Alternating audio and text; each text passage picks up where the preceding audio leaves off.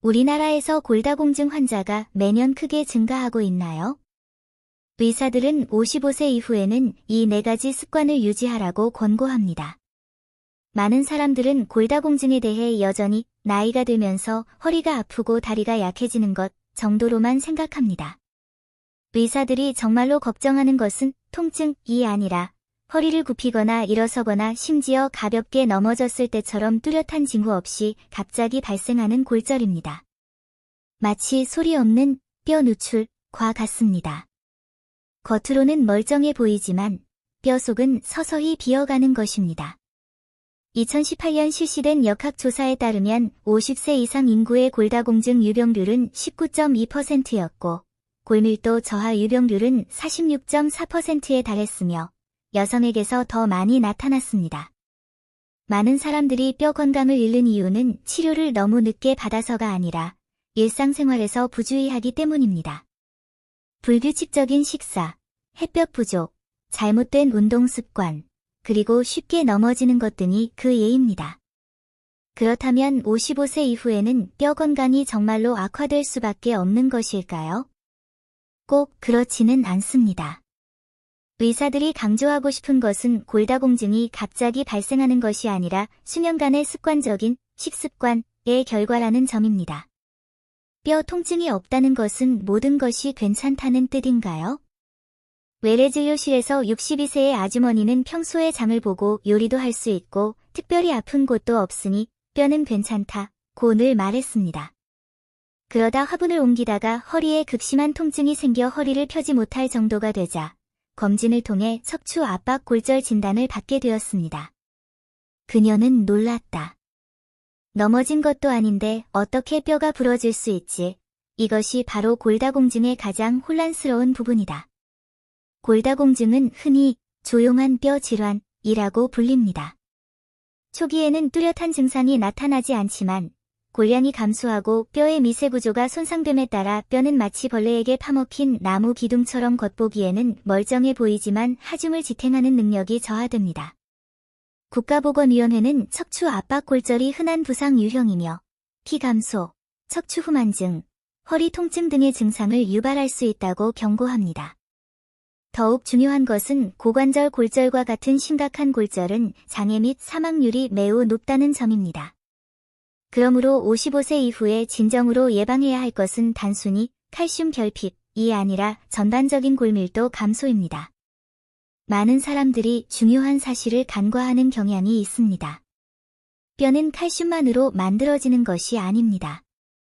뼈 건강을 위해서는 칼슘, 비타민 D, 근육 자극, 균형 감각, 그리고 낙상 위험 감소 등 여러 요소가 복합적으로 필요합니다. 좋은 습관을 유지하면 6개월에서 1년 후 몸의 다음과 같은 4가지 변화가 나타날 수 있습니다. 1. 골밀도 감소 속도가 느려질 수 있습니다. 55세 이후, 특히 폐경 여성과 노년 남성의 경우 골밀도 감소 속도가 빨라집니다. 따라서 칼슘과 비타민 D를 충분히 섭취하는 것이 예방 및 치료에 매우 중요합니다. 많은 지침에서 이 2가지를 기본 권장 사항으로 제시합니다. 51세 이상 여성과 71세 이상 남성은 일반적으로 하루 총 칼슘 섭취량을 약 1200mg으로 권장합니다. 햇볕 노출 부족, 좌식 생활, 흡연 및 음주, 저체중, 지나치게 채식 위주의 식단이나 단조로운 식단은 모두 뼈를 결핍 상태로 만들 수 있습니다. 다시 말해, 뼈 문제처럼 보이는 골다공증은 사실 생활 습관과 관련된 문제입니다. 2. 다리와 발이 더 안정적이므로 낙상 위험이 줄어듭니다. 골절은 대부분 저절로 발생하는 것이 아니라 낙상 후에 발생합니다. 국가보건위원회는 노인 골절의 90% 이상이 낙상으로 인해 발생한다고 밝혔습니다. 체중 부하 운동, 저항 훈련, 균형 훈련은 단순히 근육을 키우는 것만이 아닙니다. 뼈에도 이제 근력을 유지해야 할 때다 라는 신호를 보내는 것입니다. 연구 결과와 지침에 따르면 규칙적인 근력 및 균형 훈련은 자세 조절 능력을 향상시키고 낙상 위험을 줄이는 데 도움이 됩니다. 3. 허리 및 자세 문제가 개선될 수 있습니다. 골밀도 감소를 경험하는 많은 사람들은 골절을 먼저 겪는 것이 아니라 등이 더 굽고 장시간 서 있을 때 피로감이 증가하며 피가 점차 줄어드는 증상을 경험합니다. 적절한 신체 활동, 허리 근육 강화 운동, 코어 안정화 운동은 자세를 개선하고 척추에 가해지는 부담을 줄이는 데 도움이 될 수 있습니다. 뼈와 근육은 마치 한 쌍의 파트너와 같습니다. 근육이 약할수록 뼈는 더 쉽게 손상됩니다. 4. 진정한 위험은 노령이 아니라 조사 부족이다. 의사들이 유병률보다 더 우려하는 것은 낮은 인지도, 검진율, 치료율입니다. 많은 사람들이 첫 골절 후에야 자신이 이미 골손실을 겪었다는 사실을 깨닫습니다. 55세 이후에는 골밀도 검사를 신체 검사의 핵심 항목으로 고려해야 하며, 특히 폐경 여성, 체구가 작은 사람, 장기간 흡연 및 음주를 하는 사람, 그리고 가족력이 있거나 골절 병력이 있는 사람에게 더욱 중요합니다. 의사들은 55세 이후에는 다음 4가지 습관을 꼭 지키라고 권장합니다. 1. 올바른 식습관을 기본적인 기술로 여기십시오. 매일 식사할 때 단순히 가벼운 음식만 생각하지 말고 뼈 건강에 좋은지 도 고려해 보세요. 우유, 요구르트, 치즈, 콩 제품, 작은 생선과 새우, 짙은 녹색 잎채소 등을 식단에 포함시키는 것이 좋습니다. 칼슘은 한 번에 많이 섭취하는 것보다 세끼에 나누어 섭취하는 것이 더 효과적입니다. 단백질 섭취도 소홀히 하지 마세요. 근육량을 유지하면 스트레스 상황에서 뼈가 더욱 안정될 것입니다. 2. 매주 뼈에 부담을 주는 운동을 꼭 하세요. 걷기는 도움이 되지만 그것만으로는 충분하지 않습니다. 체중 부하 운동, 저항 운동, 균형 운동을 병행하는 것이 뼈 건강에 더 적합합니다. 예를 들어 빠르게 걷기, 계단 오르기, 저항 밴드 운동, 벽 스쿼트, 한발 서기 등이 있습니다. 강도를 지나치게 높일 필요는 없습니다. 말은 할 수 있지만 노래는 부르지 않을 정도가 가장 좋습니다. 불규칙적으로 연습하는 것보다 점진적으로 발전시키는 것이 더 효과적입니다. 3. 매일 조금씩 비타민 D를 섭취하세요. 적당한 햇볕 노출은 피부의 비타민 D 합성에 도움이 됩니다. 항상 실내에만 있거나 그저 앉아서 일광욕만 하는 것은 좋지 않습니다. 계절과 피부 상태를 고려하여 햇볕이 비교적 약한 시간대에 야외 활동을 하는 것이 단순히 앉아서 일광욕을 하는 것보다 훨씬 효과적입니다. 영양소 결핍이 명확한 사람, 고령자 또는 흡수율이 낮은 사람의 경우 추가 보충이 필요한지 여부는 의사가 평가해야 합니다. 4. 낙상 예방을 치료의 절반으로 생각하십시오. 미끄럼 방지 바닥재 사용, 침대 옆에 야간 조명 켜두기, 욕실에 손잡이 설치, 미끄러운 신발 밑창 피하기, 밤에 서둘러 일어나지 않기 등 사소해 보이는 이러한 행동들이 뼈 육수를 한 컵 더 마시는 것보다 훨씬 더 의미 있는 경우가 많습니다. 많은 노인들이 병원에 가게 되는 진짜 이유는 골다공증이라는 단어 때문이 아니라 균형을 잃는 순간 때문입니다.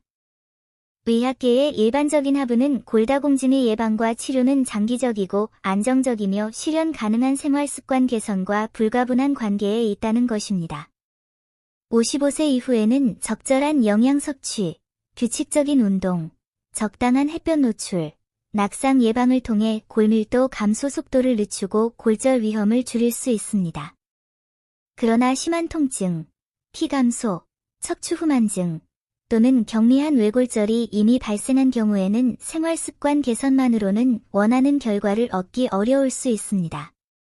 따라서 가능한 한 빨리 골다공증 검사를 받고 표준적인 치료를 받는 것이 중요합니다. 건강은 종종 우리가 매일 하는 작은 습관들에 달려 있습니다. 오늘부터 다음 4가지를 잘 실천하면 뼈 건강이 서서히 좋아질 것입니다.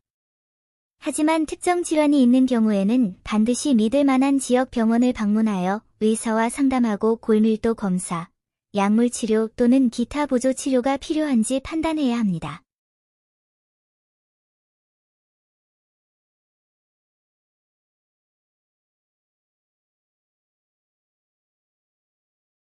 대변만 보고 담낭염 여부를 알 수 있을까요? 배뇨 중 나타날 수 있는 담낭 문제의 3가지 징후. 담낭은 일상생활에서 그다지 눈에 띄지 않는 장기이며 대부분의 사람들은 담낭의 존재조차 생각하지 않습니다.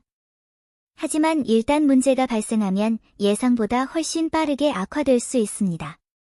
증상은 둔한 통증부터 발열과 오한까지 다양하며 심한 담낭염은 치료하지 않고 방치할 경우 치명적일 수도 있습니다.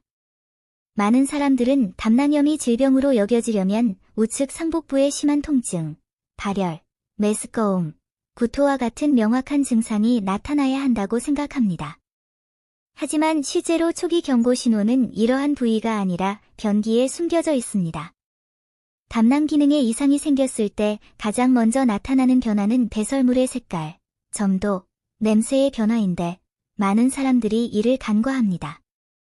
육안으로 확인할 수 있는 변화는 영상 검사보다 더 빨리 나타나는 경우가 많습니다. 흔히 혐오스럽게 여겨지는 대변과 소변은 사실 개인의 신체 상태를 있는 그대로 반영하는 것입니다. 주의해야 할 첫 번째 징후는 대변의 색깔이 옅어져 연한 갈색이나 회백색으로 변하는 것입니다. 정상적인 상황에서 담낭에서 매일 분비되는 담즙은 간, 대사산물과 함께 소장으로 배출됩니다. 담즙 속의 담즙 색소는 대변의 노란색에서 갈색을 띠는 색을 부여합니다. 담낭이 염증, 담석 또는 기타 원인으로 인해 담즙 배출이 막히면 대변의 담즙 색소 함량이 감소하고 색깔이 옅어지기 시작합니다. 심한 경우에는 회백색이나 흑색으로 변할 수도 있습니다. 담즙 색깔이 옅어지는 것은 담관 폐쇄의 전형적인 징후이지만 많은 사람들이 이상한 음식을 먹어서 그런 것이라고 잘못 생각하고 금방 괜찮아진다고 여깁니다. 실제로 의료 전문가들은 담관 협착증이나 만성 담낭염이 옅은 색변의 가장 흔한 의학적 원인 중 하나라고 명확히 지적해왔습니다. 조사에 따르면 만성 담낭 질환 환자의 78% 이상이 초기 단계에서 대변 색깔의 변화를 경험했지만 이는 종종 간과되었습니다. 두 번째 주목할 만한 징후는 대변이 물에 뜬다는 것입니다. 정상적인 대변은 물보다 무거워서 가라앉아야 합니다. 담낭에 문제가 생기면, 특히 담즙 분비가 감소하면 지방 흡수 장애가 발생하여 건강에 여러 가지 악영향을 미칠 수 있습니다. 담즙은 지방을 유화시키는 역할을 하기 때문에 담즙이 없으면 우리가 섭취한 지방이 장에서 효과적으로 분해되지 못하고 대변으로 배출됩니다. 대변의 지방 함량이 높으면 물 위에 쉽게 뜨고 자극적이고 불쾌한 기름 냄새가 나게 됩니다. 지방변은 반드시 췌장 질환 때문에 발생하는 것은 아니며 담낭 기능 장애도 원인이 될 수 있습니다. 연구에 따르면 담낭염 환자의 약 40%가 질병경과 중반에 물에 뜨는 변을 경험하는 것으로 나타났습니다. 이러한 유형의 대변은 종종 정상적인 식단으로는 설명할 수 없는 이상하고 기름진 냄새를 풍깁니다. 많은 사람들이 단순히 요즘 기름을 너무 많이 먹었나 봐 라고 생각하고 심각하게 여기지 않아 적절한 치료 시기를 놓치게 됩니다. 세 번째 증상은 소변이 노랗거나 짙은 갈색으로 변하는 것입니다. 빌리루빈이 부분적으로 소변으로 배출됩니다. 담낭염으로 담즙 배출이 막히면 혈중 빌리루빈 수치가 상승합니다. 과잉 빌리루빈은 신장에서 대사되어 소변 색깔을 짙게 만듭니다. 이러한 증상이 나타나면 무시해서는 안 됩니다. 심한 경우 소변 색깔이 간장처럼 변할 수도 있는데 이를 의학적으로는 담즙성 황달이라고 합니다. 소변이 노랗게 변하는 이유가 물을 충분히 마시지 않아서라고 생각하는 사람들이 있지만 만약 담낭 문제로 인해 소변이 노랗게 변했다면 아무리 물을 많이 마셔도 희석되지 않습니다. 담즙성 황달 환자에서 소변 빌리루빈 양성률은 90%에 달할 정도로 매우 조기에 민감하게 진단할 수 있는 지표입니다. 이러한 변화는 피부와 눈 흰자위가 노랗게 변하는 것보다 훨씬 일찍 나타나므로 주의에 깊게 관찰하는 사람은 즉시 알아차릴 수 있습니다. 이 시점에서 널리 오해되고 있는 점을 지적하는 것이 중요합니다. 많은 사람들이 간 기능이 정상이라면 담낭에 문제가 생기지 않을 것이라고 생각하는데 이는 사실 잘못된 생각입니다. 사실 간과 담낭은 밀접한 관련이 있지만 병변의 발생 순서와 증상은 완전히 다를 수 있습니다. 담낭은 담즙을 저장하는 기관입니다. 담낭에 염증이 생기거나 담석이 생겨 담즙 흐름이 원활하지 못하면 담관 내 압력이 증가하고 이는 결국 간 기능에 영향을 미칩니다. 이를 담즙성간 손상이라고 합니다. 다시 말해, 담낭에 문제가 생기면 간 기능이 즉시 저하되지는 않지만 배설량의 변화를 통해 초기 징후를 파악할 수 있습니다. 담낭염의 다른 증상들도 언급할 가치가 있습니다. 예를 들어, 오른쪽 윗배 통증, 특히 식후에 악화되는 통증이며 통증이 오른쪽 어깨와 등으로 퍼질 수 있습니다. 또는 메스꺼움, 구토, 식욕 부진 및 발열이 나타날 수 있습니다. 이러한 증상들은 전형적인 증상이지만 초기 단계의 많은 환자들은 이러한 증상을 전혀 경험하지 못하여 치료에 가장 적합한 시기를 놓치는 경우가 많습니다. 많은 사람들은 단순히 복부 불편감을 느끼지만 통증의 정확한 위치를 파악하지 못하거나 몇 달 동안 지속되는 둔하고 만성적인 복부 팽만감만을 경험합니다. 데이터가 모든 것을 말해줍니다. 아시아 지역 담낭염 환자 5만 명을 대상으로 한 대규모 역학 연구에 따르면 초기 단계에 명확하고 전형적인 증상을 보이는 환자는 30% 미만이었고 나머지 70% 이상은 신체 검사나 합병증 발생 후에야 진단받았습니다. 이는 또한 많은 사람들이 만성적이고 복잡한 담낭염 진단을 받는 이유를 설명해 줍니다. 담낭 질환은 체질과도 밀접한 관련이 있습니다. 비만인 사람, 고지방 식단을 섭취하는 사람, 그리고 대사증후군 환자는 담낭 질환 발병률이 현저히 높습니다. 미국 국립담도질환연구센터의 자료에 따르면 비만인의 담석 및 담낭염 발병률은 정상 체중인 사람보다 2.5배 높습니다. 지질 대사 장애는 담즙 내 콜레스테롤 농도를 높여 결정 침착을 유발하고 염증을 더욱 악화시킵니다. 이러한 일련의 과정은 대개 조용히 진행되지만 배설물의 변화는 조기에 경고 신호를 보낼 수 있습니다.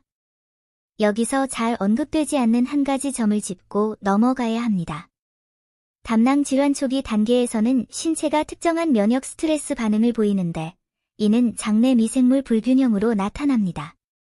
연구에 따르면 담즙량이 감소하면 소장 내 현기성 박테리아 수가 급증하여 비정상적인 장냄새와 대변에서 암모니아 냄새가 증가하는 것으로 나타났습니다.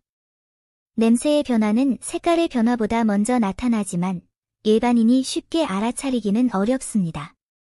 즉, 대변 냄새의 변화를 통해 담낭 기능 장애의 징후를 더 일찍 감지할 수도 있습니다.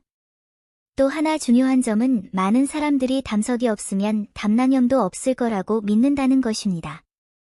사실, 여러분이 모르실 수도 있는 사실은 담낭염이 담석 없이도 발생할 수 있다는 것입니다. 담석 없는 담낭염은 특히 심각한 감염, 외상, 장기간 금식, 그리고 중증 질환을 앓는 환자에게 흔하며 사망률은 담석이 있는 담낭염보다 더 높습니다. 이 질환의 초기 증상은 매우 미미하여 진단은 주로 영상검사에 의존합니다. 하지만 배설물의 비정상적인 변화는 여전히 관찰됩니다.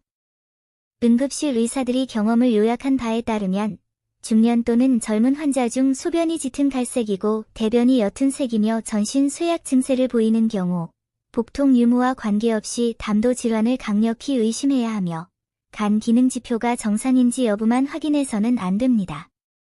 질병을 진정으로 이해하는 사람들은 아주 작은 단서에서도 힌트를 찾아낼 수 있는 사람들이다.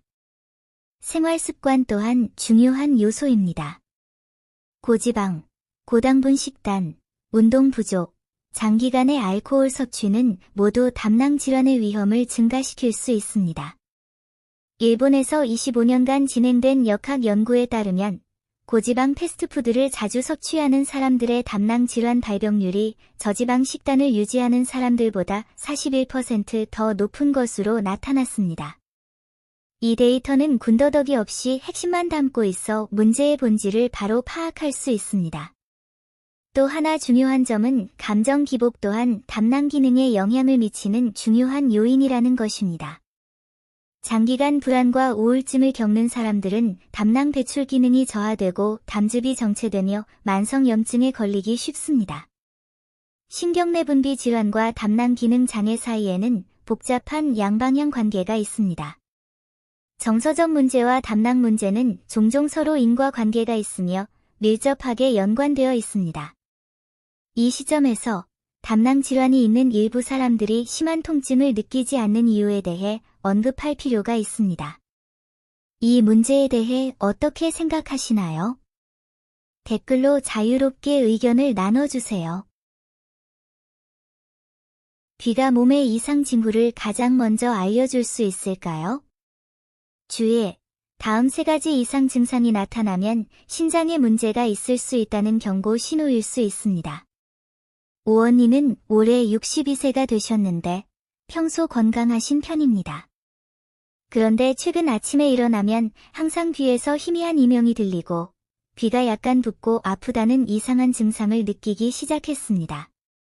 처음에는 노화로 인한 이명이라고 생각하고 두뇌 기능 향상 보조제를 몇 가지 구입했습니다. 하지만 증상은 점점 더 자주 나타났고 밤에 잠들 때면 희미한 윙윙거리는 소리까지 들리기 시작했습니다. 그녀를 진찰한 의사는 놀랍게도 이 증상이 신장 기능 저하와 관련이 있을 수 있다고 말했다. 많은 사람들이 신장이 우리 몸의 해독 공장이라는 것을 알고 있지만 신장이 귀를 통해 우리에게 경고 신호를 보낼 수도 있다는 생각을 해보셨나요? 특히 이명, 귀부기 또는 청력 손실을 경험하는 경우 신장에 문제가 있다는 신호일 가능성이 매우 높습니다. 과학적 연구에 따르면 신장과 귀 사이에는 미묘한 연관성이 있습니다. 신장 기능 저하 또는 신장 기능 감소는 귀의 혈액순환 이상을 유발하여 귀 질환으로 이어질 수 있습니다. 오늘은 흔히 간과되는 3가지 귀 신호를 통해 신장이 우리에게 실제로 무엇을 말하고 있는지 알아보겠습니다. 이명은 좋은 걸까요? 나쁜 걸까요? 의사가 의견을 제시합니다. 이명은 중년 및 노년층에게 흔한 문제이지만 이명의 빈도, 지속시간, 심지어 음노피까지 신장 건강과 관련이 있다는 사실을 알고 계셨나요? 연구에 따르면 신장 기능 저하는 체내 수분 및 전해질 불균형을 초래하여 혈액에서 독소가 제때 제거되지 못하게 하고 달팽이관의 미세혈관을 손상시켜 이명을 유발할 수 있습니다. 전통의학 신장학회는 이명과 함께 허리와 무릎의 근력 약화, 그리고 야간 빈뇨가 나타나면 신장 기능 저하를 의심해야 한다고 지적한 바 있다. 또한 중년 및 노년층 500명을 대상으로 한 임상 관찰 결과 이명 환자의 약 36%가 다양한 정도의 신장 기능 장애를 동반하는 것으로 나타났습니다. 이명은 특히 아침에 잠에서 깰 때 두드러지게 나타나는데 이는 종종 체내 수분 저류로 인한 혈류 장애의 징후입니다. 요약하자면 이명은 단순히 청력 문제가 아니라 신장 건강에 대한 잠재적인 신호일 수 있습니다. 증상이 약물이나 건강 보조제만으로 가려진다면 적절한 치료 시기를 놓칠 수 있습니다. 귀에 이상이 지속되면 몇 달 후 다음과 같은 3가지 신체 변화가 나타날 수 있습니다. 신장이 보내는 신호가 무시될 때 신체에는 일련의 부정적인 변화가 조용히 발생할 수 있습니다. 1. 부종과 눈 및 지방은 신장 기능을 악화시켜 체내 수분 대사 이상을 초래할 수 있습니다.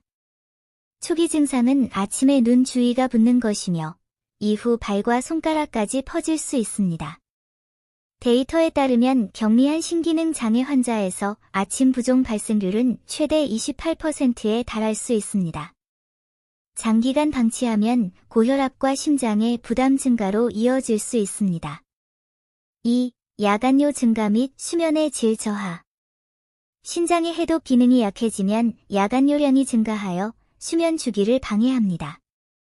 연구에 따르면 밤에 2번 이상 소변을 보는 중년 및 노년층은 신장 기능 지표가 저하될 확률이 약 22% 증가하는 것으로 나타났습니다. 이는 수면에 영향을 미칠 뿐만 아니라 주간 피로감과 혈압 변동으로 이어질 수도 있습니다. 3. 청력 손실 악화 및 이명 심화. 달팽이관 미세혈관의 혈액 공급이 부족하면 청력 손실이 악화될 수 있으며 일부 환자는 경미한 청력 손실을 경험할 수도 있습니다. 임상 데이터에 따르면 장기간 이명을 앓고 신장 기능이 저하된 환자 중 15%가 6개월 이내에 청력 손실을 경험합니다.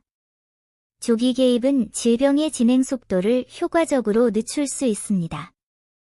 이 세 가지 점을 통해 특이한 귀 질환은 결코 사소한 문제가 아니라 신장 건강 문제의 초기 경고 신호라는 것이 분명해집니다. 초기에 주의를 기울일수록 신체 손상 위험을 줄일 수 있습니다. 증상 개선에 도움이 될 4가지 팁을 소개합니다. 귀 이상이나 신장 질환의 경고 징후가 나타날 때 생활습관 개선부터 시작하여 과학적인 조치를 취할 수 있습니다. 1. 식단을 조절하고 소금과 기름 섭취량을 통제하세요.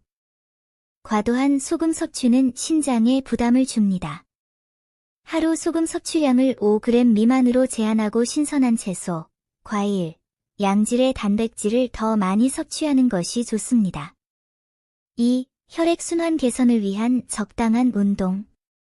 천천히 걷기, 태극권, 수영과 같은 저강도 운동을 하루 30분 정도 하면 미세 혈액순환을 개선하고 귀 혈관에 가해지는 압력을 줄이는 데 도움이 될 수 있습니다. 3. 충분한 수면을 취하고 늦게까지 깨어 있지 마십시오. 수면 부족은 신장의 대사 부담을 가중시킵니다. 야뇨증이나 이명과 같은 증상을 줄이려면 매일 밤 7-8시간의 깊은 수면을 취하십시오. 4. 정기적인 신체 검사 및 신장 기능 지표 모니터링. 혈중 크레아티닌, 혈중 요소 질소, 사구체 여과율 등의 검사를 6에서 12개월마다 받아 문제를 조기에 발견하고 적절한 조치를 취하는 것이 좋습니다. 또한 이명과 함께 심한 허리 통증, 피로 또는 부종이 동반되는 경우 즉시 병원을 방문하여 의사의 지시에 따라 추가 검사 및 치료를 받아야 합니다. 건강한 생활 습관과 조기 개입은 신장 질환이 초기 단계로 진행되는 것을 막을 수 있는 경우가 많습니다. 건강은 사실 우리가 매일 하는 작은 일들에서 찾을 수 있습니다. 귀에서 보내는 신호를 무시하지 마세요. 적절한 관리, 규칙적인 수면 습관, 균형 잡힌 식단은 모두 신장을 보호하는 효과적인 방법입니다. 오늘부터 소금 섭취량을 조절하고 규칙적인 수면 습관을 유지하며 정기적인 건강 검진을 받는 것부터 시작하여 귀가 우리 몸의 건강 조기 경보 시스템이 되도록 해보는 건 어떨까요? 물론 특정 질환의 경우에는 지역 병원을 직접 방문하여 진찰을 받고 과학적인 진단을 받는 것이 여전히 필요하며 그렇게 하는 것이 더 신뢰할 만합니다.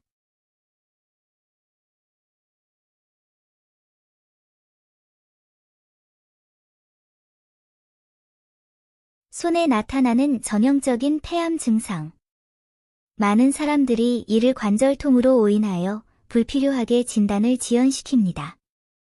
언니는 올해로 62세가 되셨는데 보통 동네 화단의 꽃과 식물을 가꾸는 것을 좋아하십니다. 최근 그녀는 손가락 관절의 통증과 부기를 느끼고 있으며 아침에 한동안 뻣뻣함을 느끼는 경우가 많습니다. 처음에는 단순히 노화와 관절 통증 때문이라고 생각해서 별 생각 없이 연고를 발랐는데 오히려 상황이 더 악화됐습니다. 정기검진을 받고 나서야 의사들은 그녀의 손가락 변화가 단순한 관절염이 아니라 폐암 초기 증상으로 나타나는 폐암손이라는 것을 발견했습니다. 맞습니다. 손의 미묘한 변화가 폐암의 경고 신호일 수 있습니다. 대부분의 사람들은 이를 단순히 관절 염좌나 류머티즘으로만 여기며 진단이 늦어지면 생존율에 직접적인 영향을 미칠 수 있다는 사실을 알지 못합니다. 의학협회의 조기 폐암 연구에 따르면 폐암 조기 발견의 핵심 중 하나는 이러한 비정형적이고 쉽게 간과되는 손가락 이상에 주의를 기울이는 것입니다. 그렇다면 폐암 환자의 손은 실제로 어떤 모습일까요? 일반적인 관절염과는 어떻게 다를까요? 이 글에서는 증상, 원인, 그리고 그로 인한 피해를 단계별로 안내하여 실질적인 개선 계획을 제시하고 삶의 중요한 신호를 놓치지 않도록 진실을 밝힙니다. 놀라실지도 모릅니다. 손가락의 변화가 폐 질환을 나타낼 수 있을까요? 이것은 단순한 우연일까요? 아니면 신체의 자기보호 메커니즘일까요? 다음으로 과학적 분석과 실제 사례를 통해 이러한 미묘한 신호를 식별하고 건강을 조기에 보호할 수 있는 실질적인 조언을 제공해 드리겠습니다. 손가락 기형은 좋은 걸까요? 나쁜 걸까요? 의사가 의견을 제시합니다. 소위 폐암손은 의학적으로 손가락 끝 비대증 또는 곤봉형 손가락 비대증으로 알려져 있으며 손가락 끝 뼈가 커지고 손톱이 휘어지고 두꺼워지는 것이 특징이며 종종 손가락 관절 통증과 부종을 동반합니다. 연구에 따르면 비소세포 폐암 환자의 약 20에서 30%가 진단 전에 이러한 증상을 보이지만 대부분은 류머티즘이나 관절통으로 오인됩니다. 기전적으로 폐암세포는 다양한 혈관 신생인자, VEGF를 분비하여 말초 혈관 증식과 연조직 비후를 자극하고 이는 결국 손가락 끝이 점진적으로 붓는 증상으로 이어집니다. 의학협회는 이러한 손가락 곤봉증, 이 대개 폐종양, 장기간의 저산소증 및 만성염증 반응을 동반한다고 지적합니다. 노화로 인한 관절 마모와는 달리 이 증상은 빠르게 나타나고 매우 대칭적입니다. 특히 손가락 끝이 불룩하거나 둥글게 부어오르는데 이는 종종 호흡기 증상보다 먼저 나타납니다. 또한 일부 환자는 아침에 손가락이 뻣뻣해지는 증상과 함께 손가락 통증, 손톱 홈에 약간의 함몰, 손가락 끝 온도 상승과 같은 증상을 경험할 수 있습니다. 이 단계에서 영상검사, 저설량 CT를 시행할 수 있다면 폐암의 조기 발견 확률이 크게 높아질 것입니다. 손에 나타나는 이상 증상을 무시하면 6개월 후 몸에 다음과 같은 5가지 변화가 나타날 수 있습니다. 종양학 저널의 자료에 따르면 적시에 치료를 받지 않는 환자 중 약 50%는 6개월 이내에 종양 크기가 1.5배 이상 증가하여 혈관과 종격동을 침범할 가능성이 높아지고 수술 성공률이 크게 감소하는 것으로 나타났습니다. 초기에는 호흡기 증상이 간헐적인 마른 기침이나 가벼운 가슴 답답함으로 나타날 수 있지만 질환이 진행됨에 따라 지속적인 기침, 객혈, 호흡곤란이 발생하여 일상생활과 수면의 질에 영향을 미칠 수 있습니다. 체내 대사 장애는 폐암에서 만성 저산소증을 유발할 수 있으며 이는 헤모글로빈 감소, 신체적 쇠약, 식욕 부진으로 이어질 수 있습니다. 연구에 따르면 6개월 이내에 환자의 체중이 5% 이상 감소하는 경우 암이 이미 전반적인 신진대사에 영향을 미쳤음을 나타내는 경우가 많습니다. 종양세포가 혈류나 림프절로 들어가면 원격 전이 위험이 증가하여 뼈, 간 또는 뇌 전이로 이어질 수 있으며 이는 치료의 어려움과 의료적 부담을 가중시킵니다. 심리적 스트레스와 손가락 기형, 근력 저하, 호흡 곤란과 같은 삶의 질 저하는 불안, 우울증, 사회활동 감소를 유발하여 회복의 해로운 악순환을 초래할 수 있습니다. 보시다시피 손의 변화를 무시하는 것은 단순히 관절 통증을 넘어 훨씬 더 심각한 결과를 초래할 수 있으며 전신에 영향을 미치는 잠재적인 위험 신호가 될 수 있습니다. 증상 개선에 도움이 될 4가지 팁을 소개합니다. 폐질환 검진을 위해 조기에 의료기관을 방문하십시오. 손가락이 눈에 띄게 커지거나 손가락 끝이 혹처럼 튀어나오거나 관절 통증이 악화되는 경우 평판이 좋은 병원에서 흉부 CT 촬영이나 폐 기능 검사를 최대한 빨리 받으셔야 합니다. 조기 진단 및 치료는 5년 생존율을 크게 향상시킬 수 있습니다. 증상 변화를 기록하고 건강 기록을 만드세요. 휴대전화나 수첩을 사용하여 손가락 움직임, 기침, 호흡의 변화를 기록하십시오. 이는 의사가 질병 진행 속도를 판단하고 증상을 간과하지 않도록 도와줍니다. 폐암 위험을 줄이려면 생활 습관을 개선하세요. 흡연을 끊고 음주량을 줄이며 실내 공기를 깨끗하게 유지하고 규칙적으로 운동하고 균형 잡힌 식단을 섭취하세요. 면역력을 강화하고 암을 예방하는 데 도움이 되므로 단백질 함량이 높고 항산화 물질이 풍부한 식단이 특히 권장됩니다.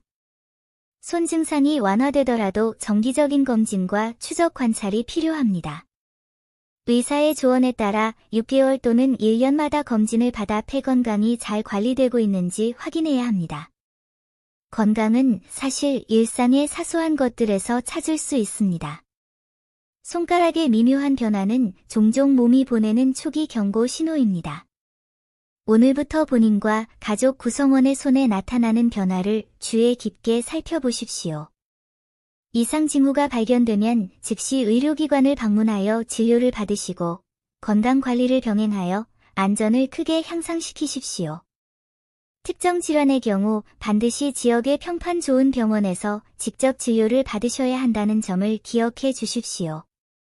이 글에서 제시된 내용은 참고 및 예방 차원에서만 제공되며 전문적인 진단과 치료를 대체할 수 없습니다.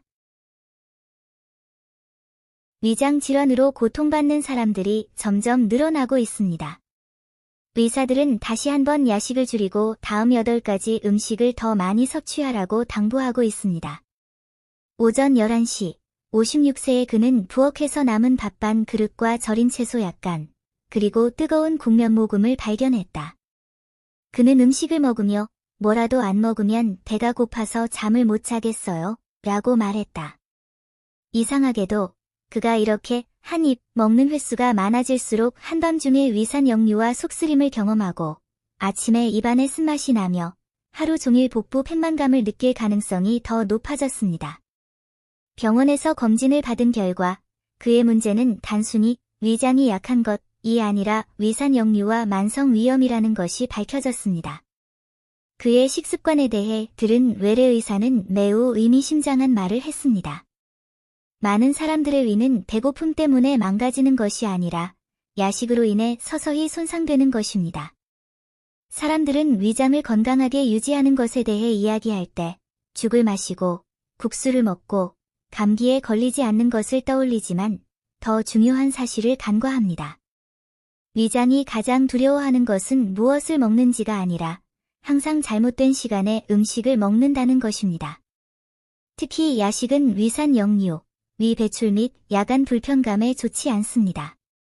늦은 시간에 식사하거나 다양한 음식을 섭취하거나 식사 직후 바로 눕는 것은 모두 위 배출에 좋지 않습니다. 위장을 진정으로 편안하게 하려면 민간요법에 맹목적으로 의존하기보다는 먼저 야식을 끊고 매일 식단을 더 부드럽고 가벼우며 소화가 잘 되는 음식으로 바꾸는 것이 훨씬 더 효과적입니다. 야식은 정말 좋은 걸까요? 나쁜 걸까요? 우선 분명히 말씀드리자면 모든 위장 문제가 특정 음식을 피하는 것만으로 해결되는 것은 아닙니다. 만성 위염, 위식도 역류, 기능성 소화불량, 소화성 궤양, 심지어 헬리코박터 파일로리 감염까지 모두 원인이 다릅니다. 다시 말해, 많은 사람들이 나쁜 음식을 먹어서 배탈이 나는 것이 아니라 위장을 오랫동안 제대로 쉬게 하지 않아서 그런다는 것입니다. 의사들이 항상 야식을 먹지 말라고 권하는 이유는 무엇일까요? 이유는 간단합니다. 낮에 식사를 하면 위가 비워지고 움직이고 소화될 충분한 시간이 생기기 때문입니다. 식단은 대부분의 위염이나 위 점막병변의 주요 원인은 아니지만 역류, 소화불량 및 일부 위장 불편감의 경우 식사 시간, 식단 구성, 알코올, 담배, 고지방 및 매운 음식이 증상 재발을 유발할 수 있습니다. 하지만 늦은 밤, 특히 식사 직후 앉거나 누울 때는 음식물과 위산이 역류할 가능성이 더 높고 식도와 목구멍이 자극받을 가능성도 더 높습니다. 미국 소화기학회 지침에서는 야간 역류 및 불편함을 줄이기 위해 취침 2~3시간 전에는 음식을 섭취하지 않도록 권장합니다. 이는 특히 속쓰림, 위산 역류, 트림 또는 상복부 팽만감을 이미 경험하고 있는 사람들에게 중요합니다. 흔히 간과되는 또 다른 점은 많은 사람들이 밤에 느끼는 복부 불편감을 배고픔으로 오해한다는 것입니다. 실제로는 위산 과다, 소화불량 또는 역류성 식도염으로 인해 발생할 수 있습니다. 속이 불편할수록 더 많이 먹게 되고 많이 먹을수록 더 불편해지는 악순환이 반복됩니다. 정말 필요한 것은 한밤중에 위를 시키는 것이 아니라 새끼 식사를 규칙적으로 하고 기름진 음식을 너무 많이 먹거나 저녁 식사를 너무 늦게 먹지 않도록 하며 필요하다면 즉시 병원을 방문하여 위산 역류, 위염 또는 헬리코박터 파일로리 감염 여부를 확인하는 것입니다. 야식을 꾸준히 줄이면 시간이 지나면서 몸에 이러한 변화가 나타날 수 있습니다. 가장 먼저 눈에 띄는 변화는 흔히 밤에 발생하는 위산 역류와 속쓰림이 줄어든다는 점입니다. 많은 사람들이 이러한 변화를 가벼운 질환이 호전되는 것으로 오해하지만 실제로는 매우 중요한 변화입니다. 밤에 위산 역류가 줄어들면 수면 방해도 줄어들고 아침에 입안의 쓴맛이나 목의 불편함과 같은 증상도 완화될 수 있습니다. 그러면 복부 팽만감, 트림, 포만감이 줄어드는 것을 느끼실 수 있을 겁니다. 이는 저녁 식사를 일찍, 그리고 가볍게 먹으면 위가 소화를 위해 밤새도록 활동해야 하는 부담이 줄어들기 때문입니다. 기능성 소화불량 환자에게 규칙적인 식습관은 그 자체로 중요한 생활습관 개선입니다. 많은 사람들 이 수면의 질과 다음날 정신 상태가 더 안정적이라고 느낍니다. 고지방, 매운 음식, 단 음식을 먹거나 술을 마시고 밤늦게 과식하는 것은 위를 자극할 뿐만 아니라 수면을 방해합니다. 위장이 편안하면 마음도 편안해지는 경향이 있습니다. 더 중요한 것은 야식을 줄임으로써 낮 동안 정상적인 공복 리듬을 확립하고 식사 시간을 규칙적으로 만드는 것이 더 쉬워진다는 점입니다. 위장 입장에서는 마치 한밤중에 억지로 작동해야 했던 기계가 마침내 정상적인 퇴근 시간을 갖게 되는 것과 같습니다. 매일 위장 건강을 위해 추천하는 음식 8가지를 소개합니다. 진정으로 위 건강에 좋은 음식은 기적의 음식이 아니라 순하고 가벼우며 자극이 적고 소화가 잘 되며 영양적으로 균형 잡힌 음식입니다. 오트밀, 얌, 호박, 찐 사과, 잘 익은 바나나, 부드러운 두부, 찐 생선, 발효유 또는 무가당 요구르트와 같은 식품을 대체 식품으로 더 자주 활용해 보세요. 이 음식들의 공통점은 모든 위장 문제를 치료한다는 것이 아니라 비교적 소화가 잘 되어 위장의 부담을 줄이면서 탄수화물, 단백질, 비타민, 미네랄을 보충해 준다는 것입니다. 오트밀은 아침 식사로 적합하며 부드러워질 때까지 익히고 설탕은 너무 많이 넣지 마세요. 얌과 호박은 찌거나 끓여 먹는 것이 더 좋으며 기름기가 너무 많은 디저트로 만드는 것은 권장하지 않습니다. 사과는 부드러운 식감을 위해 완전히 익을 때까지 쪄야 합니다. 잘 익은 바나나를 고르고 공복에 너무 많이 먹지 않도록 하세요. 두부와 생선은 저녁 식사로 좋은 단백질 공급원이며 튀긴 닭고기, 케밥, 기름진 고기보다 소화가 잘 됩니다. 요구르트는 유당불내증이 없고 섭취 후 속쓰림이 없는 사람들에게 더 적합합니다. 섭취량은 많을 필요가 없으며 자신의 몸 상태를 살피는 것이 가장 중요합니다. 기억하세요. 위 건강을 지키는 것은 정제된 음식을 많이 먹는 것이 아니라 규칙적이고 적절하며 적당한 양의 음식을 먹는 것입니다. 의학에서는 일반적으로 위장 불편감을 관리하는 것은 생활습관 변화와 불가분한 관계에 있다고 여겨집니다.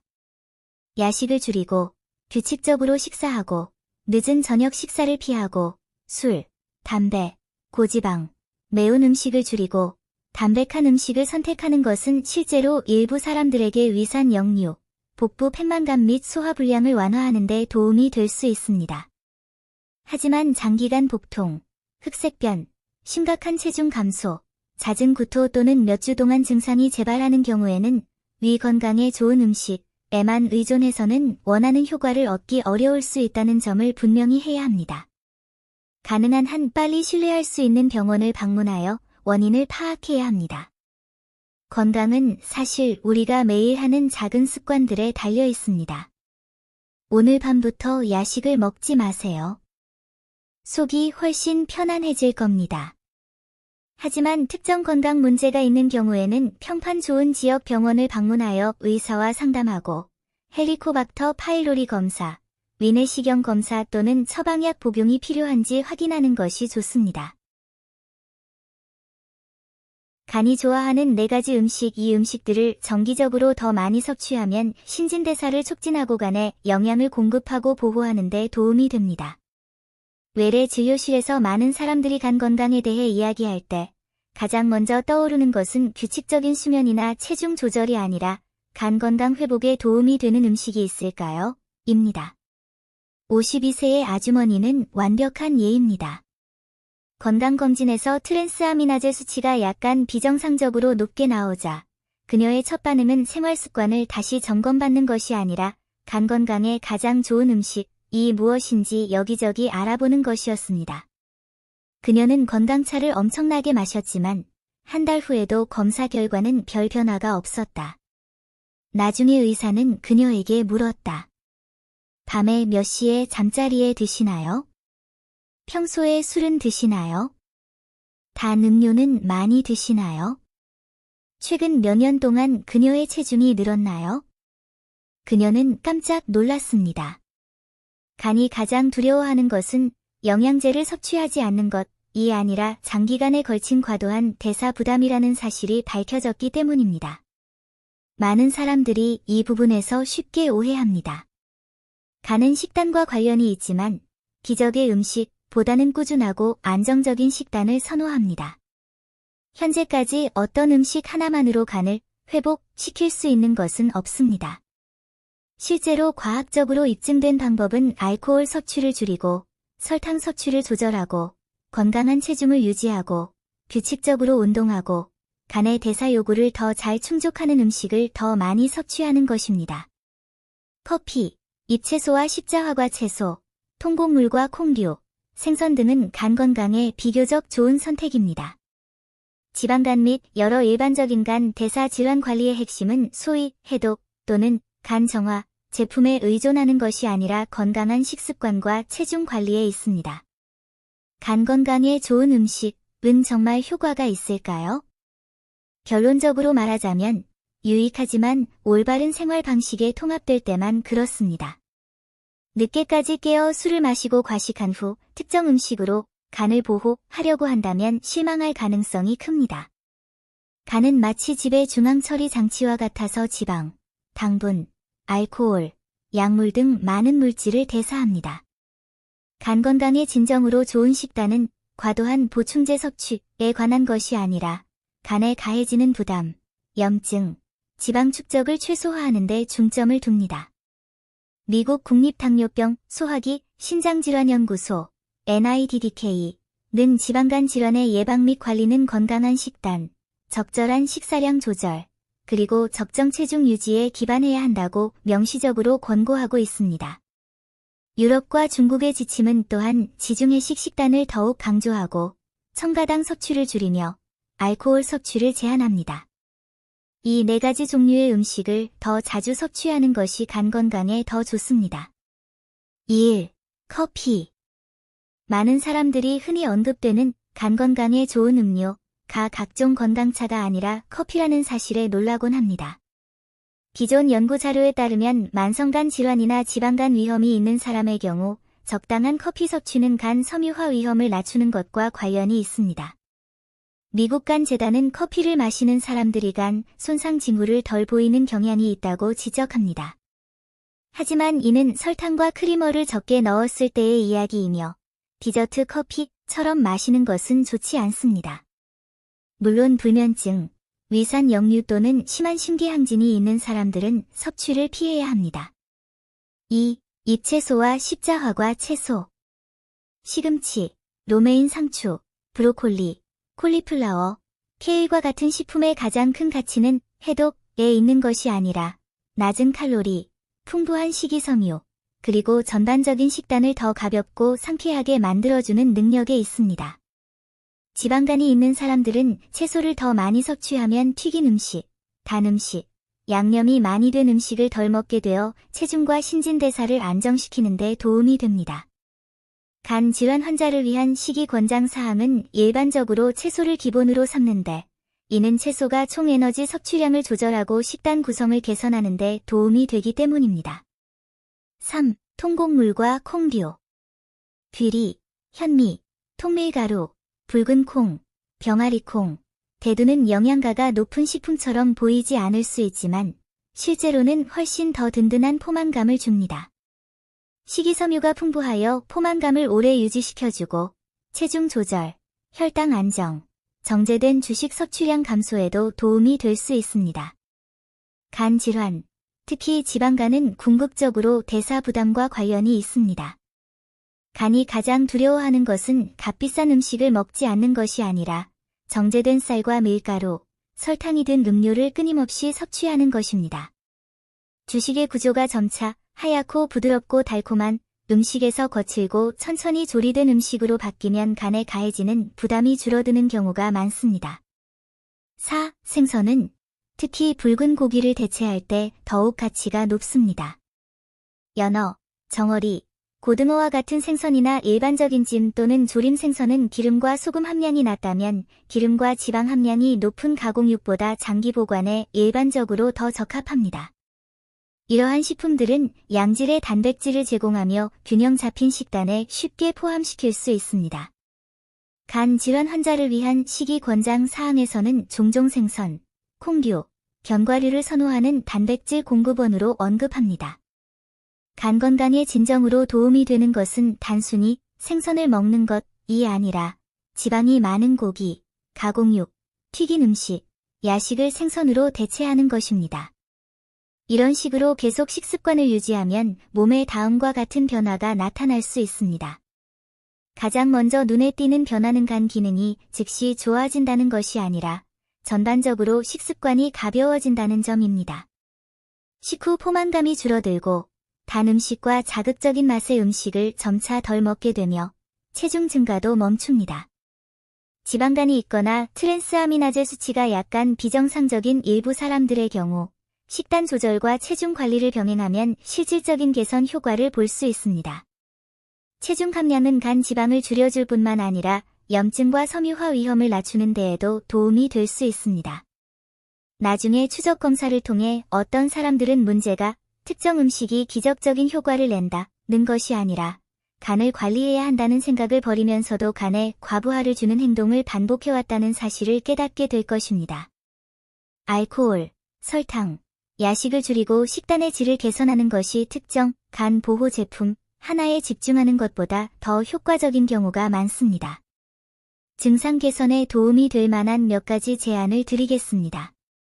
1. 기적의 간 영양 공급이라는 생각은 일단 접어두세요. 간에는 해독차나 과도한 보충제가 필요하지 않습니다. 간에 필요한 것은 장기적이고 안정적이며 부담이 적은 식단과 생활 방식입니다.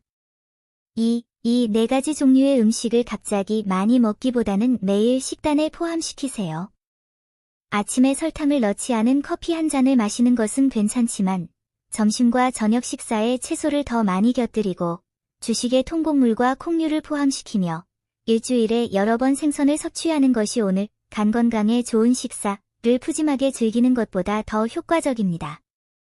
3. 가장 줄여야 할 것은 알코올, 설탕이 든 음료, 그리고 설탕과 지방 함량이 높은 간식입니다.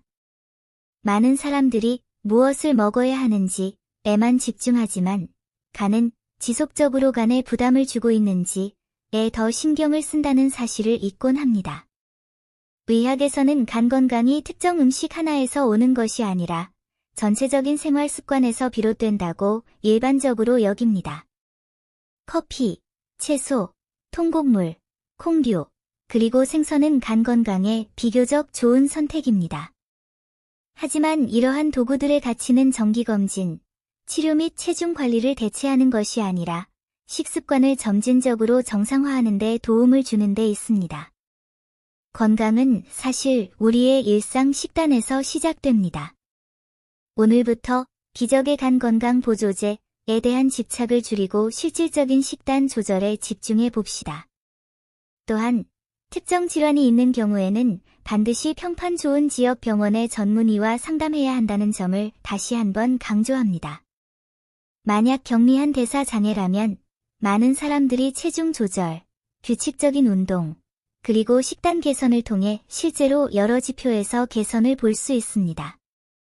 하지만 이미 간 질환이 명백하거나 트랜스아미나제 수치가 지속적으로 비정상적이거나 B형 간염 또는 지방간이 진행 중인 경우에는 단순히 음식을 더 많이 먹는다고 해서 원하는 효과를 얻을 수 있는 것은 아닙니다.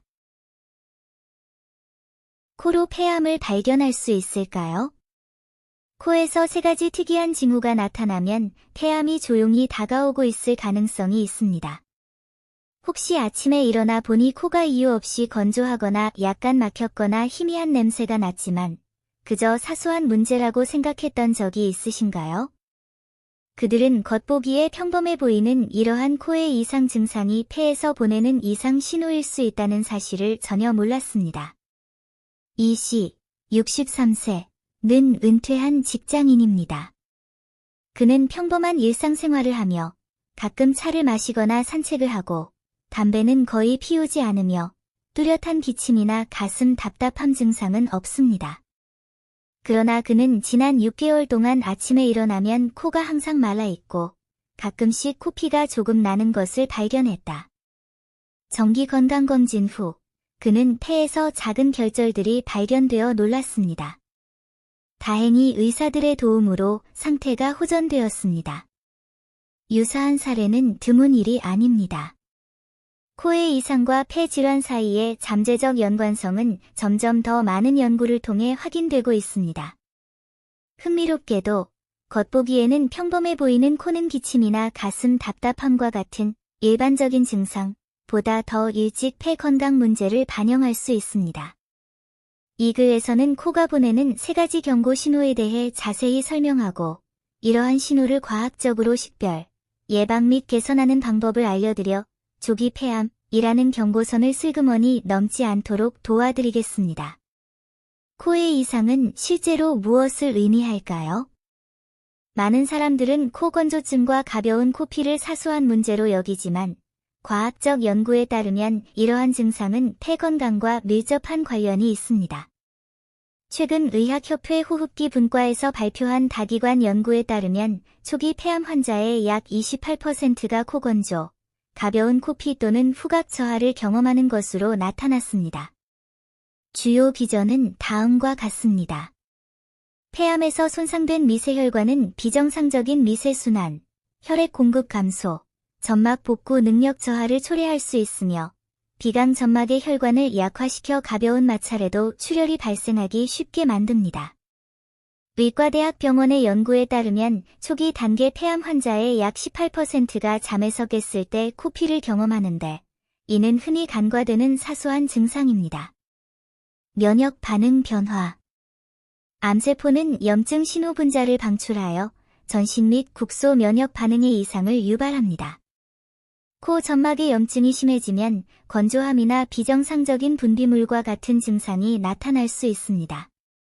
즉, 눈에 띄는 통증 없이도 코에 몰래 염증이 생길 수 있다는 뜻입니다. 폐종양은 후각신경에 영향을 미칠 수 있으며 신경전달물질이나 화학적 요인을 통해 후각 전달에 영향을 주어 후각이 약간 저하되거나 비정상적으로 느껴질 수 있습니다. 하버드 폐암센터의 연구에 따르면 초기 폐암 환자의 약 22%가 다양한 정도의 후각 이상을 보이며 이러한 증상은 기침이나 호흡곤란보다 먼저 나타나는 경우가 많습니다. 체내 미세 환경의 변화. 와 폐 질환은 산소 교환 효율 감소로 이어질 수 있습니다. 혈중 산소 농도의 작은 변동도 신경 및 혈액 반응을 통해 비강으로 전달되어 가벼운 불편감을 유발할 수 있습니다. 따라서 코 건조, 약간의 코피, 후각 이상 또는 만성 코막힘을 경험한다면 이는 단순한 문제가 아니라 신체에서 보내는 조기 경고 신호일 가능성이 높습니다. 코 증상에 세심한 주의를 기울이세요. 신체에서 나타날 수 있는 3가지 변화가 있습니다. 일상생활에서 코에 이상 징후가 발견되면 다음과 같은 변화가 나타날 수 있습니다. 1. 코 건조 및 경미한 출혈. 장기간의 코 건조는 특히 아침에 잠에서 깼을 때 코 점막의 미세 출혈을 동반할 수 있습니다. 연구 자료에 따르면 초기 단계 폐암 환자의 약 18%가 아침 코피를 경험합니다. 이러한 증상은 건조한 날씨나 늦게까지 깨어있는 것으로 오해하기 쉽지만 실제로는 신체의 미세 혈액순환 장애를 나타낼 수 있습니다. 권장사항. 코 안을 촉촉하게 유지하기 위해 하루에 2번 식염수로 헹구십시오. 코를 세게 풀지 마십시오.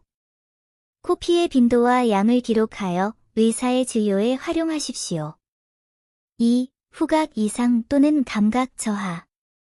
향수나 음식 냄새가 희미해지거나 심지어 불쾌한 냄새를 맡지 못하게 될 수도 있습니다. 하버드 폐암센터의 연구에 따르면 후각 이상이 있는 환자의 약 22%가 결국 폐암에 걸리는 것으로 나타났습니다. 후각의 초기 변화는 종종 간과되지만 신체의 건강 상태를 나타내는 민감한 지표가 될 수 있습니다. 권장사항, 후각 이상이 지속될 경우 가능한 한 빨리 저설량 CT 촬영 또는 폐 기능 검사를 받아야 합니다. 전반적인 면역 상태는 규칙적인 운동과 휴식, 적당한 운동 및 식이요법을 통해 개선할 수 있습니다. 3. 코막힘 또는 호흡곤란. 비알레르기성 코막힘은 특히 밤에 지속되며 가벼운 호흡곤란을 동반합니다. 장기간 지속되는 코막힘은 수면을 방해하여 수면의 질을 크게 떨어뜨릴 뿐만 아니라 면역 체계를 점차 약화시켜 신체 방어력을 떨어뜨릴 수 있습니다. 권장사항, 실내 습도를 유지하고 규칙적인 수면 습관을 유지하며 적절한 운동을 하십시오. 증상이 지속되거나 악화될 경우 반드시 병원에 가서 폐 영상 검사를 받으십시오. 추가 참고 사항. 체중 감소, 지속적인 피로감 또는 가슴 답답함이 동반될 경우 이는 폐암의 보다 전형적인 경고 신호일 수 있습니다. 코의 이상은 기침이나 호흡곤란보다 몇 달 일찍 나타나는 경우가 많아 조기 개입을 위한 중요한 기회를 제공합니다. 증상을 개선하고 예방하는 데 도움이 되는 3가지 팁을 알려드립니다. 코에서 오는 미묘한 신호를 파악하려면 다음 3가지 측면부터 시작할 수 있습니다. 1. 정기적인 건강검진, 특히 저설량 CT 촬영. 50세 이상, 흡연 경력이 있거나 가족력이 있는 사람은 정기적인 건강검진을 받고 1년에 한 번 저설량 CT 촬영을 받는 것이 좋습니다. 2. 매일 코 관리.